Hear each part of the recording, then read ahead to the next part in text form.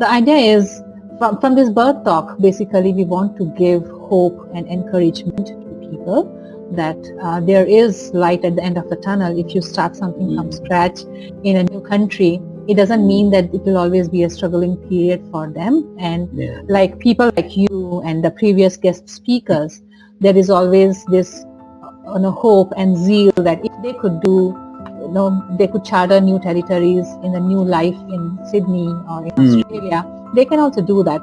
So we all want to look at that beacon of light who can give some kind of hope and inspiration to keep striving. And that's why I really thank you for joining us today, Omji. It's a pleasure to have you here. Thank you for having me. So I know you are very humble, the kind of achievements you have had in the past, and you are still doing so much for the community. It's kind of an eye-opener for me as well. It was great to meet you at the book launch where your story was being published and it was being promoted, and I got to know a lot about your own journey, which is nothing less than a movie plot itself. So from being a refugee from Bhutan to being such a respectable member of community in Sydney, the life must be really quite challenging, upward journey for you. So maybe for our listeners and viewers today, it might be a great inspiration just to know a bit more about yourself and your journey first, and then we will take it forward from there. Okay. Very quickly, I guess I'm originally from Bhutan. I grew up in a small village with no electricity, no running water, and not even a road. I first saw a car when I was 10 years old. And thanks to good education, I was able to study engineering. I did my bachelor in because we didn't have any institutions in Bhutan then. I did my bachelor of engineering in Bangladesh. Then joined the Department of Telecommunications in Bhutan government, and then I trained myself in telecommunications in the United States and Japan. Life was beautiful until one morning in April 1992, I got into a car, left behind my wife and our 2-year-old daughter, and fled my beloved Bhutan. I became a refugee. I was perhaps not the most oppressed, but I lived really in a state of confusion, guilt, and self-doubt, having to feel my way along a dark path towards a life I believe should be possible, but I had no map to find. I lost my possessions, my salary, my status, my country, and in that fall, I gained everything. So that's my short story, I guess, because life was just beautiful, but suddenly we had political problems in the country, and I had to flee my country, leaving my wife and a 2-year-old daughter. Fortunately, we were able to rebuild our life, and just to get to Australia, I think I spent the next 6 years, volunteering in refugee camps in Nepal. And when we became refugees, when we fled Bhutan and became refugees, we thought we lost everything. But soon we realized that, by the way, over 100,000 people had to flee the country. That was 1/7 of the country's population. So when we fled our country and became refugees, we thought we lost everything. But very soon, very quickly, we realized that we hadn't really lost the capacity to love and care for each other. Yes, we were struggling what we will eat the next day, but we really saw generosity at its best, looking after, taking care of each other. Doctors and nurses who had fled the country, they started looking after the sick, the elderly, and the children. And the teachers who had fled the country, they started tree schools. And a lot of people ask me, what's tree schools? We just have to run classes under trees because we didn't even have any huts. And carpenters and masons started helping, everyone to build the huts. And everybody else pitched in, in whatever way they could.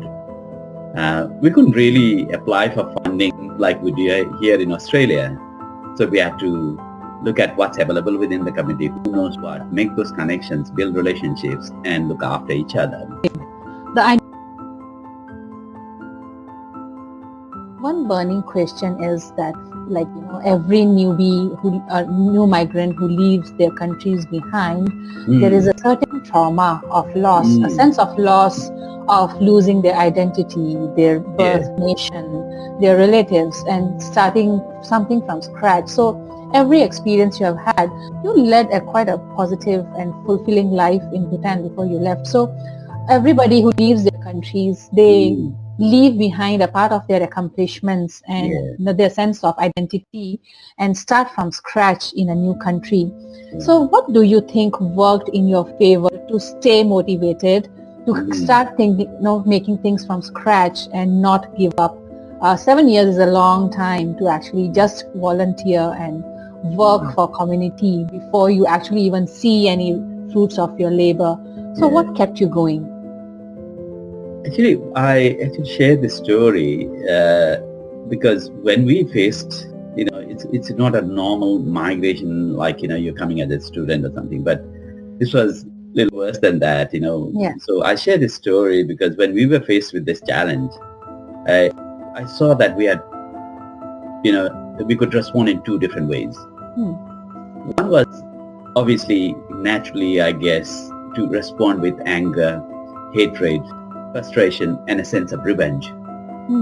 But the other option was, to respond with love, kindness, and compassion.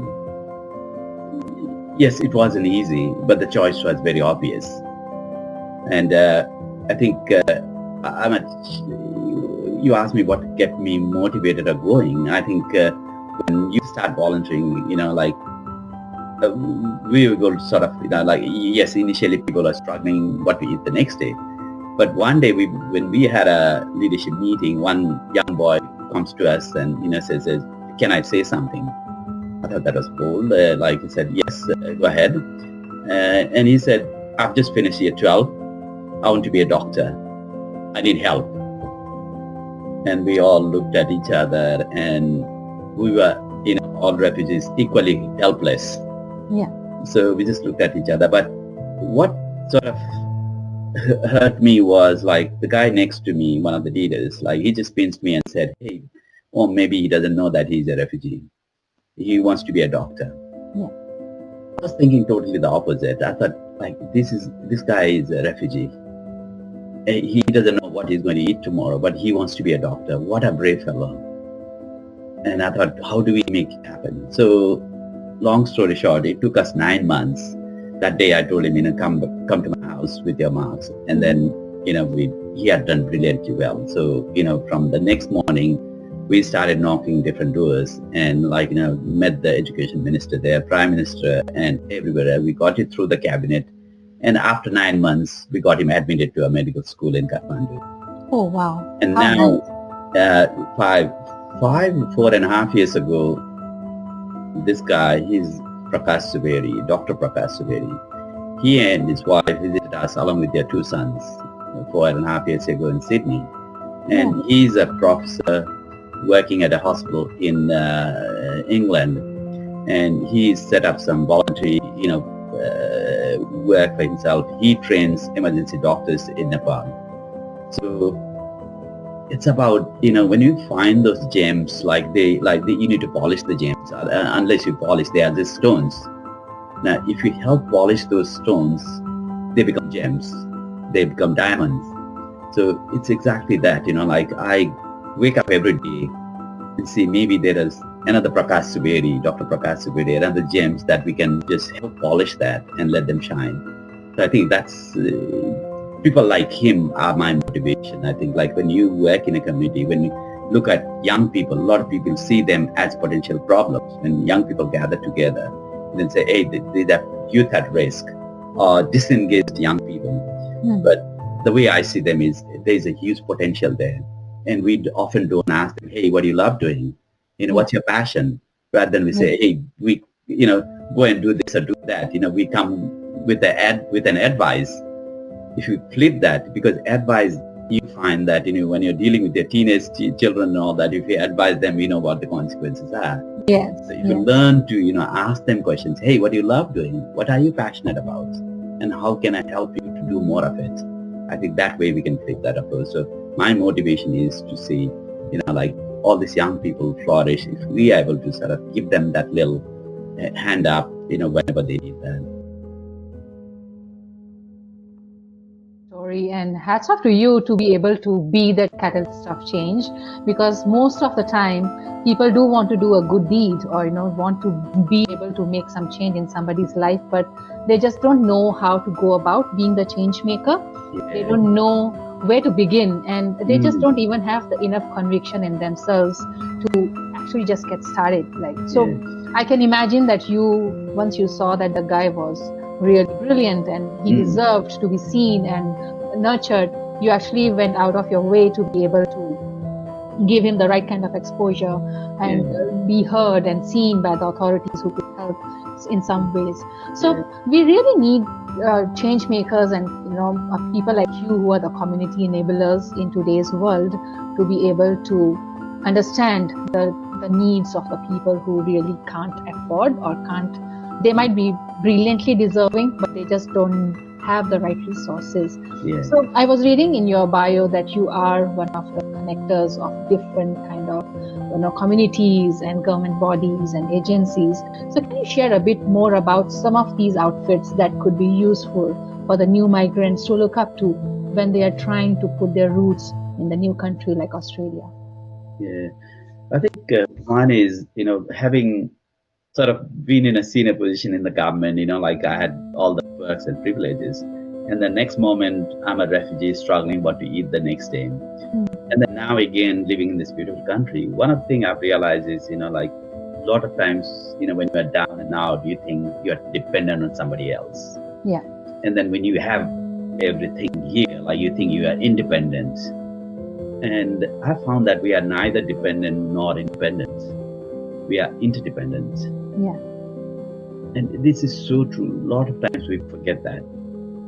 We forget that we are interdependent. So even if you are down and out, days are, like the day ends with night, but the night always ends with the daylight. So there's always light at the end of the tunnel. We seem to forget that. When you're really down and out, we tend to forget that. So it's really important to recognize that you are neither dependent nor independent. Even if you are doing fantastically well, you always be grounded and recognize that you're not really independent. You depend on so many other people to make things happen. Or if I want to go from here, I live in Blacktown. If I go to the city, I may have the money to pay for fare, but if the train doesn't move, or if the car doesn't move, I can't. Or there's so many factors that needs to make it happen. So that's one thing. So living in this country, we are blessed because there is so much support available.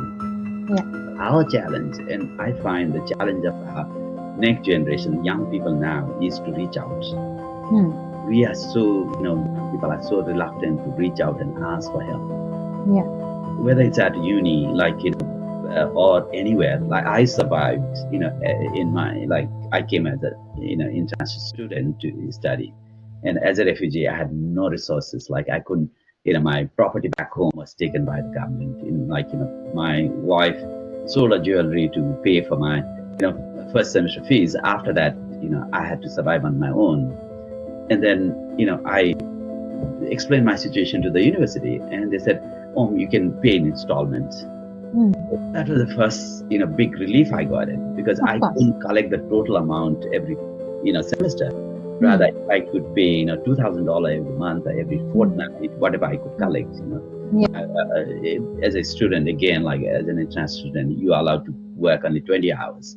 Now I think they've increased to 30, but you have that limited number of hours. So whenever I have, say, collected $2,000, I come and deposit. So that was a big help. If I didn't ask, I would have given up and said, I can't pay the fees, and it would have been a different situation. So similarly, when I was struggling, I reached out to teachers, and I couldn't afford to buy books. And when I mentioned this to my, when I was doing accounting in my MBA program, like we needed a textbook. And when I mentioned this to my teacher that I can't, afford to buy a book, she borrowed a book for 6 months, like teachers are allowed to borrow long term. So like all this help comes in every different ways. So it's about reaching out. Yes. And thirdly, I think there are a lot of organizations here. Again, if you are an international student, there are some limitations, but at the same time, like, there are a lot of opportunity. If you just reach out to your own university, or your own college, there are avenues where you can get some help. And if there is no help, somebody can step up and say, hey, we need help in this area. And there will be a voluntary group, trying to support people. So, we can easily say through your organization, we can easily organize some information sessions or a workshop for international students from time to time. We can find like-minded organizations to do that so that they don't have to go through this alone. So mental health is a big issue. So how do we deal with that? It's again talking to people. Absolutely. Just being on devices, you're not talking to people. Absolutely. Physical connections, physical interactions are important. So I think this is something people shouldn't forget. Yes, the generation is the new generation is all on, devices. But again, devices are important, but human connections are all the more important. So how do we keep that connection going? And if you reach out, we can make it happen. Oh, you have touched a very, very right chord here. I think that the new generation, like us, we were still open to taking or seeking help, but there is no voice that people like young generation is ready to raise when it comes to asking for help. It's mostly on their devices, looking for some online Facebook communities or But I have learned in my life that if we never ask, the answer will always be no. Yeah. You really have to let your ego aside and be able to ask for the right people to help you out, and just raise this awareness that you are in the position of receiving and see what the universe has to offer you at any point of time.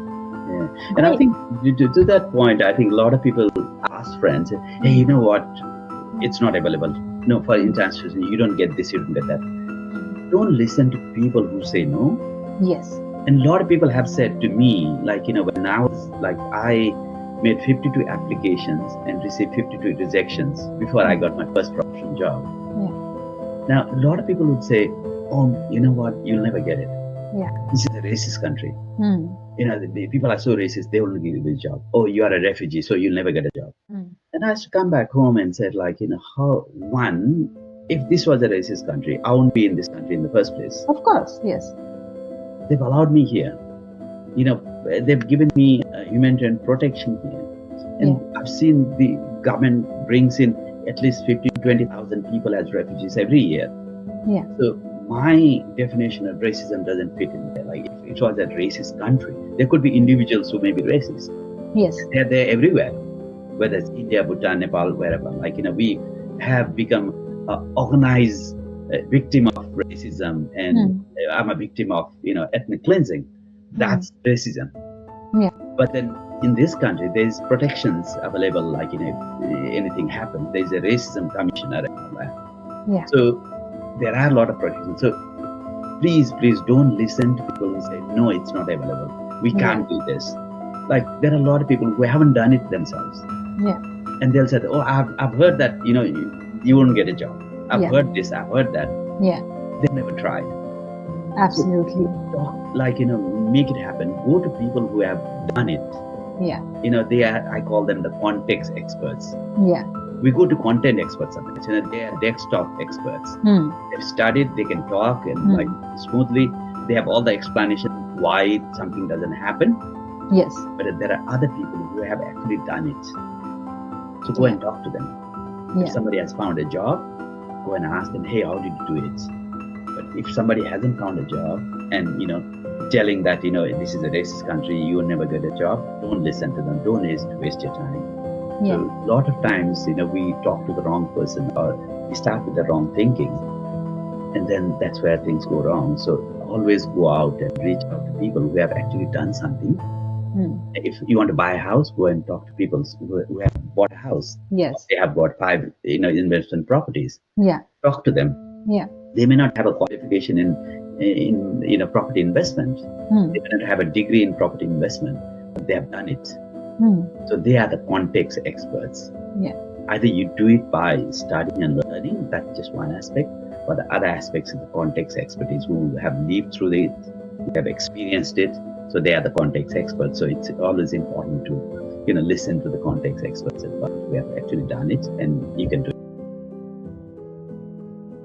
In the end, the idea of having a coach or somebody to be able to guide you, or having a mentor in your life issues or for your business or for your career, is basically to get somebody who is in your corner, who is cheering for you, and who can find avenues for you to be able to bring about some kind of opportunities on your behalf. It's very important, and I think this whole channel that I have started is also coming from the place that I want people to have hope that people have succeeded when they came. The path may be a little hard, there are struggles, but where isn't? So you really have to look up to people. So all the guest speakers, I think, when they come into the chat show, we have to be able to give them this piece of information and awareness around where to find their feet and how they can reach out. So if anybody wants to reach out to you, Omji, where can they reach out to you to get any kind of guidance or support from your end? I have my website, so if people type in omdhungel.com, through that website they can contact me. Okay. Yeah. Okay. Okay. Wonderful. So at least they will have more, if they have any queries or any issues that they want to discuss personally with you, they can reach out to you. You have also written your memoirs, and can you share a bit more about how was it and where can we find the book to read? I always keep one on my desk. So this is that's an instruction. Blacktown, yeah. This is an instruction from my publisher, and they have also published a bookmark, which I think, did I give you a bookmark? Yeah, so they always ask me to carry a bookmark, and I have it with me. Yeah. So Bhutan to Blacktown. That's my journey from Bhutan to Blacktown via Nepal. Yeah. So it's not only my journey, but it's more the learnings from my journey. Because one of the key messages from the book is, you cannot really control what happens to you in life. Yeah. Things happen. I was on the top of my world, doing head of division in a government department within 4 years of my service in the department. One of the youngest civil servants to hold such a position. And I had a beautiful family, and overnight I had to become a refugee. So you could never imagine that would happen to you. So you cannot really control what happens to you in life. But what I've found is you can always choose to respond the way you want to. It's your choice. Sometimes we react. And once you react, again, as I said earlier, when we became refugees, we could respond with anger, hatred, or a sense of revenge. But alternately, we could respond with love, care, and compassion. And what I found is it's service to humanity in the face of adversity that can actually transform your lives for the better. So this book is very much about learnings, from my refugee life. Yes, as you said, life wasn't easy. It was challenging. When you leave everything, when you've lost everything and all your property, everything, and then have to leave as a refugee with absolutely nothing, not knowing what to eat the next day, to having to raise a child, to having to look after elderly parents. It wasn't easy. But then how do you deal with it? I think you have a choice to respond the way you want to. And that's one of the key messages from the book. And secondly, I've also worked, having been a refugee myself, and spent time, 6 years in Nepal volunteering and, helping set up schools and hospitals and refugee camps, advocating for refugees, and writing a newspaper, to advocate for the refugees. I've actually, and having now, helped settle people here in Australia, I've actually developed a bottom-up strength-based model for refugee settlement. That's great. Yeah, so it's included in this book as well. So how can we resettle refugees? So, following some, guiding principles. Okay. Now it's a little more broadly working. I'm a Blacktown resident. People call me a Blacktown boy. One chapter is called Blacktown boy. Okay. So, I'm working more broadly across the wider community. Okay. And we are looking at, what kind of multicultural Australia we want, And during COVID, it was a little scary because a lot of community leaders, like we used to have a forum here in Blacktown, and a lot of community leaders start saying, we want vaccine for my community. We want vaccine for my community. Yeah. Then we step back and say, what's your community? Yeah. What about these elderly people, next to her? Where do they belong to? Who looks after them? So can we call ourselves Blacktown residents first? Right. Something common, like you and I, like we live in Blacktown. Then we want a clean neighborhood. We want a green neighborhood. We want a safe neighborhood. We want our, elderly parents to be walking around. We want our children to be playing with each other. That's common. Yeah. So perhaps we can start as, Blacktown residents first. And then we bring out, diversity on top. Our food, our culture, our language, everything comes on top as to the richness of who we are as a society, not the other way around. Absolutely. If we start the other way around, we had, for example, I live in Fairwater, it's a suburb called Fairwater. We used to initially have, people celebrating Diwali, organizing Diwalis, people celebrating Easter, organizing Easter, and so on. We thought it was a good thing, but it wasn't really bringing the community together. So we decided to have a Fairwater Events Committee. So now we've got an events committee which comprises of, everyone. And then now we are organizing Halloween. I don't think many people are Christian or people from that faith. There are more Hindus and Buddhists and others organizing that. Yeah. Similarly, when you have Santa going around the, area, it'll be Santa from Nepal or Bhutan or India somewhere so it's like we are Fairwater residents first. Yeah. And then we bring our diversity on top to add to the richness of who we are as a society. So the book also contains how, my vision about, for our, thriving multicultural Australia. Mm-hmm. Yeah. And finally, again, it's about your family, your community, because your family is as good as your own involvement. If you're not involved in your family, you can say, oh, my family is bad and this, that. But if you're involved, you can make it better. So similarly, I found that, your community is as good as your own involvement. Very true. So how do we start rebuilding our communities in a different way? Like what we do is important, but how we do is equally important. So this concept of, we are a three-story nation, because building on our indigenous, that 65,000 years of history, which often we forget as migrants. We just tell our story, because my story is just 26 years old in this country. Yeah. Whereas, our story here is over 65,000 years of history. Yeah. And, the indigenous Australians have shaped our spiritual and cultural sort of, landscape in this country. Yeah. And then the European migrants and the descendants have, really, build the infrastructure, the democratic institutions and the economy. Yeah. And then as most recent migrants, we have added to that, added a new thread into that rich tapestry and brought that, rich diversity and again added to that economic prosperity in this country. So I think if we believe that we are a three-story nation as a starting point, and then if you build that, bottom up, I think we would be a thriving nation. So that's something that the book talks about as well. Oh, this is so wonderful. I think I just love the passion, the wish you bring to the table when you talk about all this. And it's so contagious and it's so heartwarming to have somebody like you to be, sharing all this with us today. I would have gone on and on and on about how we can speak, but we have limited time and people don't have so much attention as well beyond a certain time. So it's just great. I would love to thank you for your time today to be able to share so much in detail about your own journey, your own tips to the new people who are like trying to build their lives and career in Australia, and how they can find, help in the organizations and where to find the support. It's wonderful.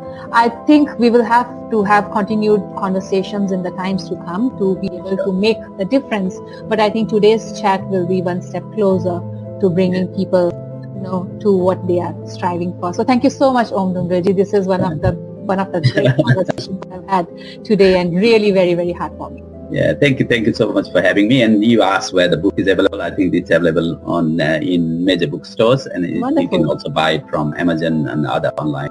Okay. Or through my website as well. There are links there. Yeah. But again, I want this message for people who are listening to this is, you cannot really control what happens to you in life. Yes. But you can always choose to respond the way you want to. So let's remember that always, whether you are, going through different challenges and all that, you can always choose to respond the way you want to. And it's always with love, care and compassion and gratitude. I cannot emphasize the importance of being grateful for what we have.